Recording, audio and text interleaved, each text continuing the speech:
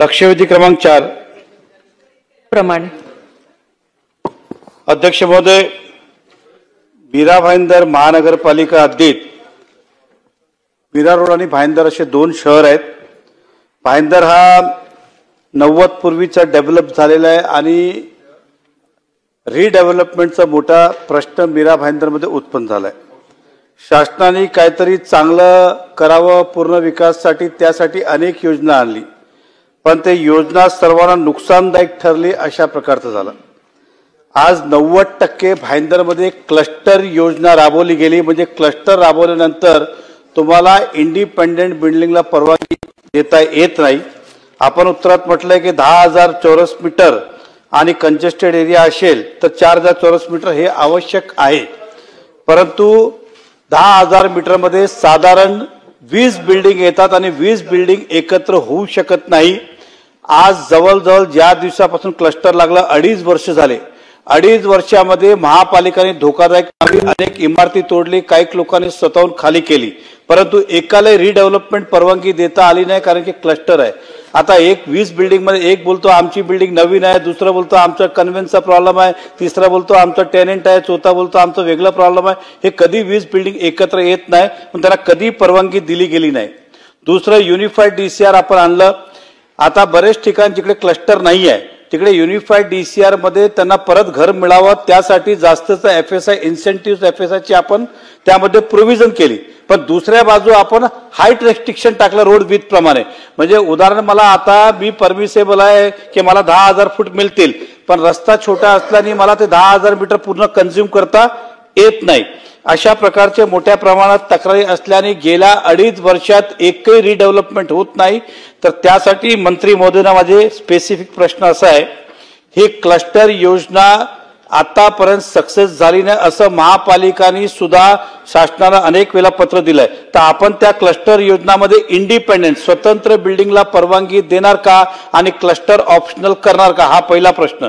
दुसरं, आतापर्यंत आपण क्लस्टर मध्ये इंडिपेंडेंट परवानगी दिली आहे का कोणाला तरी, आणि दिली असेल तर बाकीला का आपण टाळतात, आणि समजा कायद्यात नसेल, कारण की आपण उत्तरात म्हटलं की क्लस्टर मध्ये इंडिपेंडेंट देता येणार नाही, पण आमच्या माहितीप्रमाणे 1-2 लोकांना आता दबावाखाली की का दिली माहित नाही, तर त्याच्यावर आपण काय कारवाई करणार। तिसरं, रस्त्याची जी अटीची शर्त आहे रिडेव्हलपमेंटला की एखादा एफएसआय परमिसेबल आहे, पण रस्त्याच्या अटीच्या कारणाने ते एफएसआय कंझ्युम करता येत नाही युनिफाईड, तर ती अट आपण शिथिल करणार का। दुसरं, पोडियम आता पार्किंग कंपल्सरी केल्याने 3 माले 4 माले पोडियम करावं लागतात आणि बिल्डिंग 24 मीटर, तर बिल्डिंगचा एरिया आपण जे रेसिडेन्स एरिया तेवढंच करा, पोडियमचे एरिया त्याच्यातनं वगळणार का, असे माझे 4 प्रश्नाचं आपण उत्तर द्यावं, जेणेकरून मीरा भाईंदरच्या लोकांना नागरिकांना हे मिळतील। अध्यक्ष महोदय, क्लस्टरची जी योजना आणली अध्यक्ष महोदय, तीच ह्याच्यासाठी आणली जेव्हा UDCPR मंजूर झाला त्यावेळेस लागू झाला, त्यावेळेस क्लस्टर अशासाठी केले गेले की छोट्या रस्त्यांवरची डेव्हलपमेंट होत नाही, एफएसआय मिळत नाही, त्याचप्रमाणे नागरिकांना बाकीच्या सोयीसुविधा देण्यासाठी क्लस्टरचा उपयोग होतो। या उद्देशाने खरं तर क्लस्टरची योजना आणली अध्यक्ष महोदय।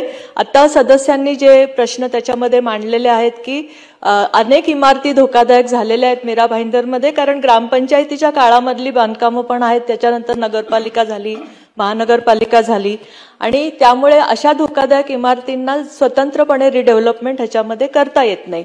त्यामुळे अध्यक्ष महोदय, सदस्यांनी विचारलेल्या दोन्ही गोष्टी, म्हणजे जर शासनाच्या साईडनी पण क्लस्टर हे उपयुक्तच आहे, उपयुक्तच होतं, आणि आता आपण जसं मीरा भाईंदरमध्ये 24 क्लस्टर हे केले आणि त्याच्यातली 7ची कारवाई आपली चालू पण आहे आता, पण तरी सुद्धा सदस्यांनी ज्या अडचणी मांडलेल्या आहेत त्याच्यामध्ये त्या सर्व एफएसआय असेल किंवा ज्या रस्त्यावर एफएसआय मंजूर करणं असेल किंवा एखाद्या इमारतीला परवानगी देणं असेल, ह्या पॉलिसी डिसिजन ह्या त्या महानगरपालिकेप्रमाणे करायला पाहिजे, आणि हा पॉलिसी डिसिजनचा प्रश्न असल्यामुळे अध्यक्ष महोदय याची एक मीटिंग माननीय नगरविकास मंत्री उपमुख्यमंत्री एकनाथ शिंदेंच्या दालनामध्ये घेतली जाईल। चला पुढे जाऊ, नाही झालं ना त्यांनी मीटिंग, हा घ्या। मंत्री महोदयाला प्रश्न आहे की आपण क्लस्टर असल्या कारणाने इंडिपेंडेंट बिल्डिंगला परवानगी देता येत नाही, आपण सभागृहामध्ये आश्वासित करणार का की अशा एकही इमारतीला अजूनपर्यंत परवानगी दिली नाही जे क्लस्टरमध्ये? आमच्या माहितीप्रमाणे काही ठराविक लोकांना आपल्या सोयीप्रमाणे परवानगी दिली, बाकीला नकारलं, आणि असं असेल तर संबंधित अधिकारी आपण काय कारवाई करणार ते आम्हाला उत्तर द्या. मंत्री महोदय. अध्यक्ष महोदय, सदस्यांनी सभासदांनी मांडलेलं मागणं खरं समजून याची आज निश्चित माहिती घेतली जाईल आणि असं असेल तर कारवाई केली. चला, सांगितलं आता त्यांनी मीटिंग घेतो म्हणून सांगितलं.